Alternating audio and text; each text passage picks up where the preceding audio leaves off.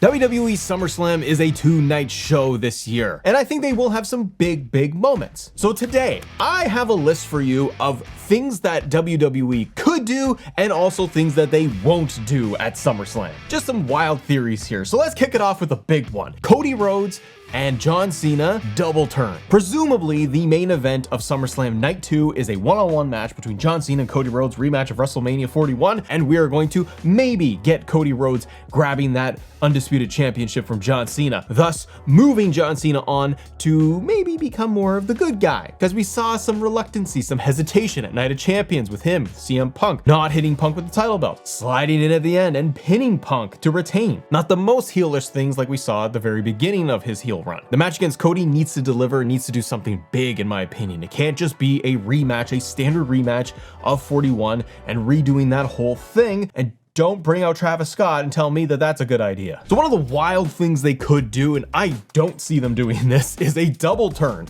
where you have John Cena become the clear babyface in the match and Cody does way more heelish tactics to get the belt. In this little scenario, it may not even be that they themselves are trying to flip it. It could be that the crowd is flipping it. Look at Hogan versus Rock at WrestleMania 18. The crowd flipped it. The whole story was built on NWO Hulk Hogan, brother, going up against the big babyface in The Rock. And they got to Toronto and they turned. The crowd turned it. Everyone cheered for Hogan. You could have something like this, where the crowd leading up to SummerSlam is kind of 50-50. And the live crowd at SummerSlam dictates what's gonna happen, and they flip it. Now, could they come out of SummerSlam and just kind of ignore it and say it was just kind of in a little capsule in a bubble of SummerSlam where the crowd was dictating this? Maybe. It doesn't mean that Cody has to go and change his hair color and go back to natural or go black hair and become super evil. It could be in the subtleties in the match. Will they do it? Maybe. Probably not. Next on my list,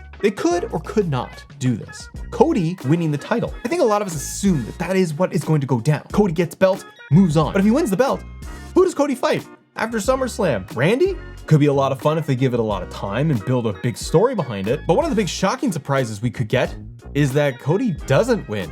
Cena retains. Cody not getting the job done once again, because then it might just push John Cena's story into becoming a babyface once again, but still with the title. It's possible.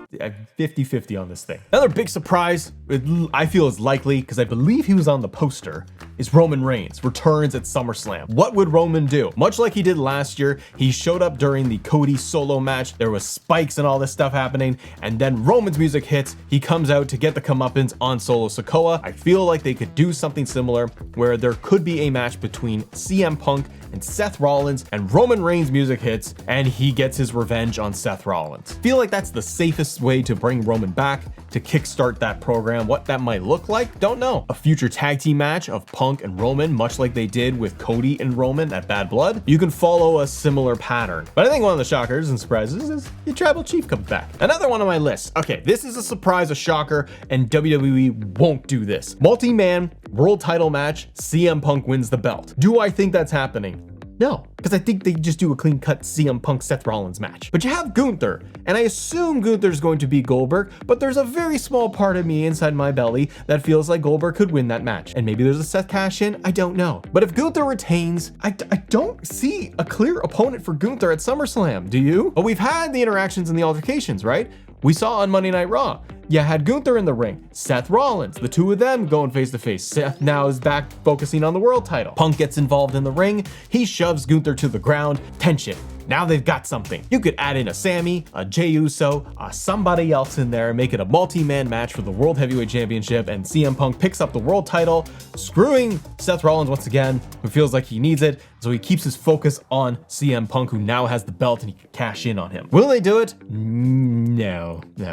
Next, Drew McIntyre returns, but he returns to attack Cody Rhodes. I love Drew McIntyre. I loved his entire year he had with CM Punk in that feud. But then he got to WrestleMania, he feuded with Damian Priest, and then he feuded with Damian Priest some more, and I was just kind of like, why is Drew down in almost the mid-card level? I love Drew McIntyre, and I want big things for Drew. World title, undisputed title level things. I can see Drew coming back at SummerSlam. It's all very quiet.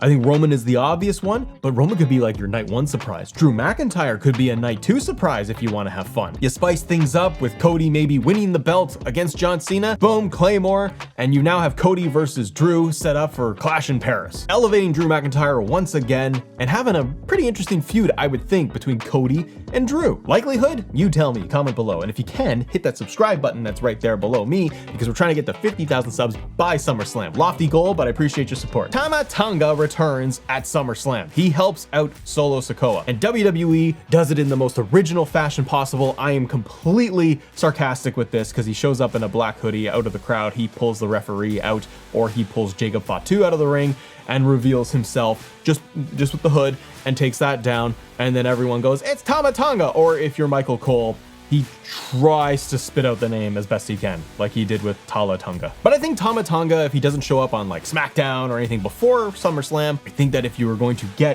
get Solo versus Jacob rematch at SummerSlam with this new fresh group bloodline that Solo has behind him, you're missing Tomatanga right now, and it's clearly obvious he will come back. You save him for SummerSlam, it screws over Jacob. Maybe they do it and try to be clever with it, where it looks like Tomatanga is aligned with Jacob because the two of them were coming in together under Solo. But instead, Tama turns around, smacks Jacob, Solo gets the spike, retains his United States Championship, furthers that story. Which, by the way, could lead to a War Games.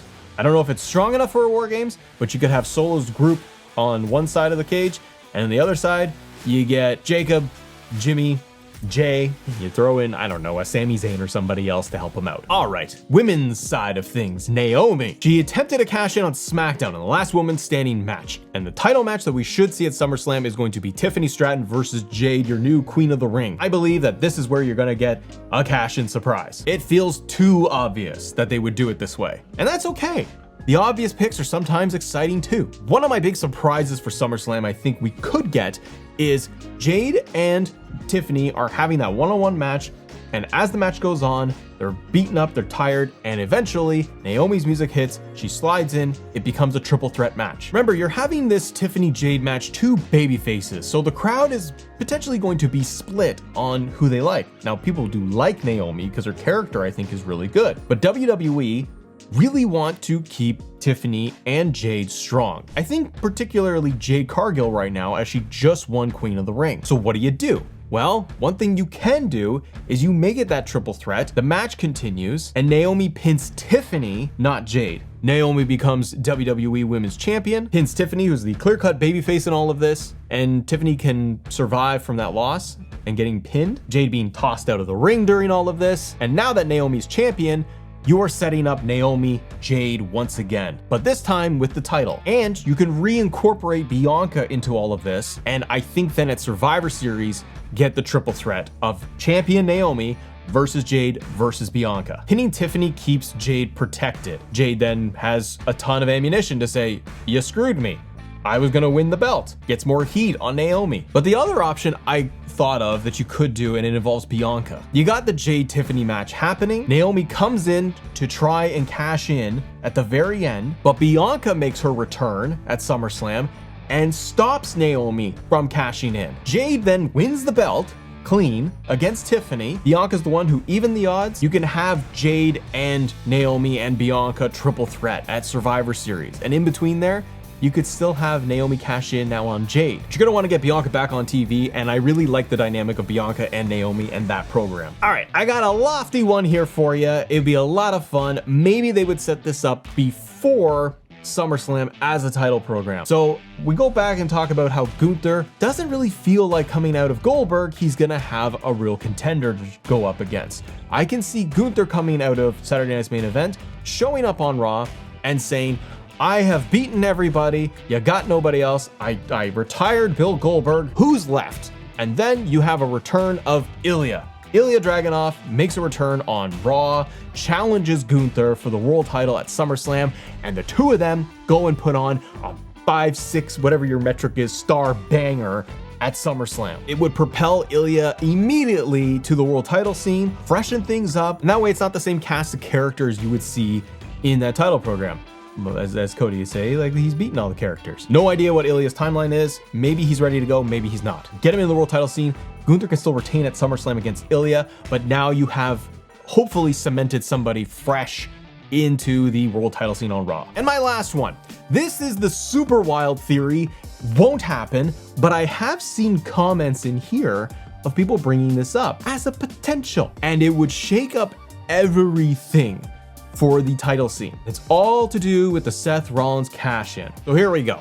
Seth gets a world title match at SummerSlam, and this is not the cash in of the briefcase. Seth just gets the match. He's holding Money in the Bank, but he gets a title match against Gunther and let's say Punk in a triple threat. Punk gets screwed by Seth once again. Seth Rollins picks up the world title. He's your world heavyweight champion. Night 2, Cody beats Cena. He holds up the belt. Seth cashes in and Seth wins the undisputed championship, becoming double champion.